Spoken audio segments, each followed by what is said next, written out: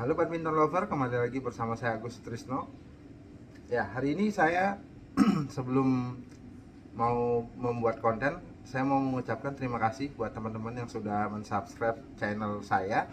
Dan buat yang belum, silahkan di subscribe karena subscribe gratis ya teman-teman ya, untuk bantu support channel saya untuk semakin berkembang dan membuat saya makin semangat untuk membuat konten-konten lainnya. Ya, teman-teman. Jadi kemarin saya sudah membuat raket yang mulai 200 ribuan, 300 ribuan, 400 ribuan ya. Dan ini ada yang Atomic Dart Sword yang harga 600 ribuan ya teman-teman ya. Jadi ini raket-raket yang saya akan menceritakan apakah worth it atau bagaimana tentang raket-raket yang saya beli ini teman-teman.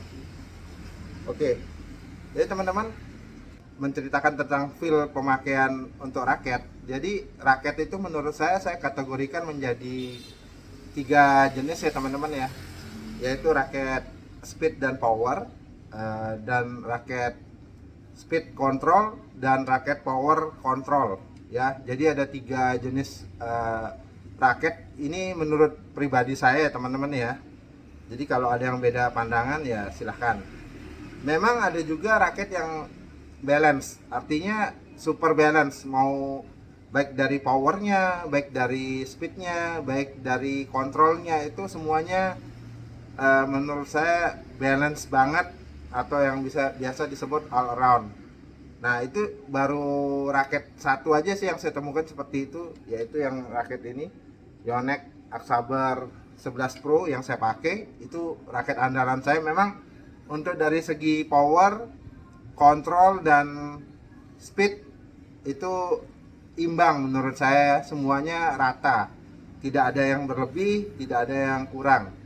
Nah, kenapa saya mengatakan raket itu ada 3 kategori, yaitu untuk speed control, speed power, dan control power ya teman-teman, karena memang itu yang biasanya yang dibuat oleh produsen raket ya teman-teman ya. Tapi walaupun misalnya speed power, kalau misalnya shaftnya dibikin mungkin agak kaku teman-teman ya, itu kontrolnya mungkin lebih bagus juga, atau dengan bahan yang digunakan kontrol juga bisa lebih bagus. Jadi tapi yang menonjol yaitu untuk speed dan powernya. Jadi untuk smash dan untuk defense biasanya seperti itu teman-teman. Oke, jadi kita mulai untuk yang raket 200 ribuan, yaitu di Challenger Z88 ya. Mungkin teman-teman udah tahu, ini saya kategorikan untuk raket speed dan power teman-teman ya. Nah, sedangkan untuk kontrolnya ini lumayan terbantu dengan shaft yang agak kaku ya teman-teman ya, yang medium ke stiff. Jadi kontrolnya masih bisa dapat, tapi yang lebih diutamakan sih speednya, dan power untuk smashnya itu pun ada. Karena biasanya kayak misalnya kategori raket yang speed dan kontrol itu kadang-kadang powernya itu nggak keluar. Artinya power itu berdasarkan tangan kita aja, tapi raketnya didesain memang powernya yang penting ada aja gitu. Semoga paham ya teman-teman ya. Jadi ini untuk Challenger Z88. Nah ini yang untuk Apac Force 80 generasi kedua. Kalau ini menurut saya raket yang benar-benar yang dibuat untuk powernya sih luar biasa. Kalau untuk speed dan kontrol masih oke. Ini kategori raket power dan kontrol sebenarnya. Kontrolnya karena shaftnya lumayan stiff, jadi kontrol masih enak juga.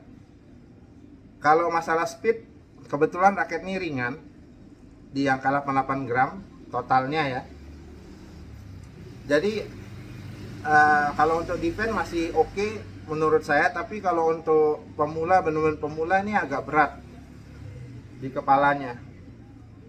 Jadi untuk kontrol agak kurang teman-teman. Jadi minusnya itu di kontrol. Kalau ini ini minusnya di speednya. Jadi untuk defense tuh agak keteteran. Kalau ini lebih oke. Jadi ini untuk kontrolnya pun masih kebantu. Oke, yang berikutnya ini ada 400 ribuan, yaitu di Micron Saber 14, yang walaupun di sini dikatakan speed, raket speed, tapi menurut saya nih raketnya itu lebih ke power sama kontrol ya teman-teman ya. Ya mirip ini Apac Force ini, tapi ini untuk speed masih lebih enak, walaupun raketnya lebih berat, tapi ini masih lebih dapat speednya karena tidak terlalu berat kepala ya. Nah teman-teman, untuk tambahan untuk balance point, jadi raket tuh tidak usah terlalu dipusingin kayak misalnya oh balance pointnya tinggi itu pasti head heavy gitu ya. Itu sebenarnya nggak juga teman-teman. Jadi kalau untuk balance point itu sebenarnya bisa kita setting sendiri. Misalnya untuk mau naikkan menurunkan balance point, tinggal diperberat aja, pakai grip aja, grip handuk misalnya, itu nanti balance pointnya akan turun.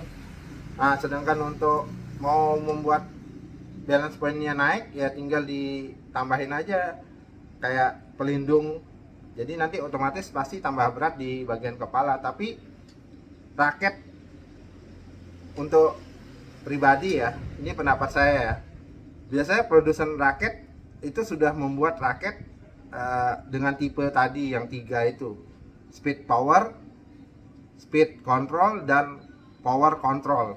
Jadi menurut saya itu sih nggak bisa, kalau nggak bisa diubah-ubah ya. Yang bisa diubah itu hanya balance pointnya aja teman-teman. Tapi kalau paketan jadinya itu sudah seperti itu yang dibuat sama produsen raket. Oke, yang berikutnya ini ada Atomic Dark X Dark Sword. Ya ini menurut saya raketnya, tapi powernya sih sebenarnya agak kurang kalau untuk yang seri Atomic Dark Sword. Ini lebih ke speed sama kontrol teman-teman. Jadi ini tipe raketnya adalah speed control ya untuk Dark Sword. Kalau yang saudaranya yang Atomic Dark Knight itu benar-benar dipakai untuk speed dan power teman-teman. Ya semoga nggak bingung teman-teman ya, semoga makin paham dengan review yang saya berikan. Oke, jadi ini dengan harga 200 ribuan menurut saya ini yang paling worth it. Ini cocok banget dengan gaya main saya yang sekarang lebih mengandalkan speed sama power teman-teman ya. Dan dibantu yang shaft yang sedikit agak kaku, itu kontrolnya masih dapat ya. Ini speed powernya luar biasa. Ini menurut saya oke. Nah untuk dua raket ini, yaitu Apac Force 80 generasi kedua sama Micron Saber 14, ini tipe raket yang mirip, yang mengandalkan power dan kontrol. Tapi kalau disuruh milih, lebih worth it ambil yang Micron Saber 14. Karena apa? Ini kalau selama saya pakai ini feel-nya mirip ASRock 77 Pro ya. Mungkin teman-teman sudah nonton review saya bilang mirip ya, feel-nya memang sama seperti ASRock 77 Pro teman-teman. Jadi menurut saya dengan nambah 100.000 teman-teman lebih worth it ambil yang seri RS ya, Micron Saber. Selain desainnya juga cakep, saya lebih suka dan lebih enak dengan tipe yang sama, yaitu power dan kontrol teman-teman, dua raket ini. Nah ini yang tipe speed dan kontrol teman-teman. Jadi buat teman-teman yang nyari mainnya cepat, drive, penempatan posisi ya, ganda biasanya. Kalau teman-teman nyemesnya sesekali, tidak terlalu mengandalkan smesan untuk mendapatkan poin, ini silahkan diambil. Ini juga worth it teman-teman dengan harga 600 ribuan. Bahannya dapat woven dan karbon ya. Oke teman-teman, sekian komparasi dari raket-raket budget yang saya sudah review. Mungkin ada teman-teman ya, silahkan komen pingin raket apa lagi yang saya review, yang mungkin teman-teman penasaran ya. Jangan yang mungkin teman-teman sudah pernah pakai, atau teman-teman yang sudah pernah pakai raket ini silahkan di komen deh apakah benar sesuai dengan yang saya review. Karena setiap raket walaupun sama tipenya, kemungkinan feel-nya mungkin bisa beda-beda ya. Coba di komen deh yang sudah pernah pakai semua raket ini, apakah benar yang saya omongkan. Terima kasih teman-teman, sampai ketemu di next konten ya. Ciao. Jangan lupa smash penting.